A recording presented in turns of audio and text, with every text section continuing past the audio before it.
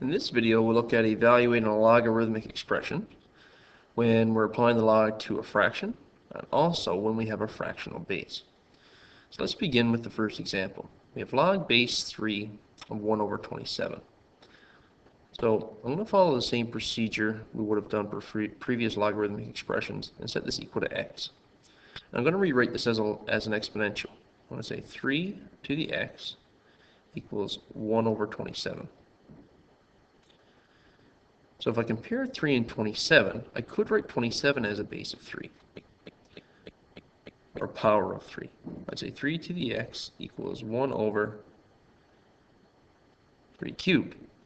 Now because I'd like to have the same base here, I can then take that 1/3 with an exponent of 3 and write it as 3 to the negative 3. So I see I get an answer here of x equal to negative 3, because the only way that above expression could be true would be if x and negative 3 are equivalent.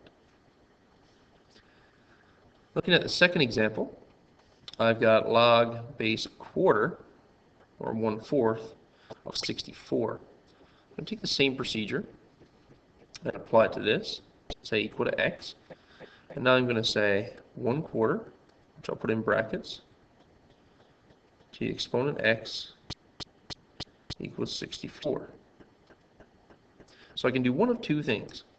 I can write 64 as a base of a quarter or a fourth, or I can make this base be 4 by negating the exponent here. So I'm going to do that.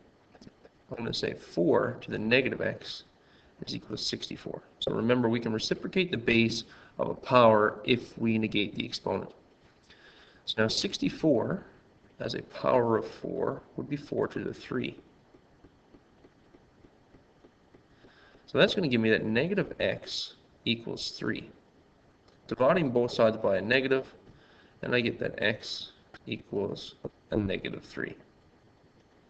So while we can have negative answers for logarithmic expressions, we don't get negative answers for exponential expressions in Unit 6. But in Unit 7, we see that now we can have x evaluate to be negative when we're evaluating a logarithmic expression where we have a positive base and it's being applied to a positive number.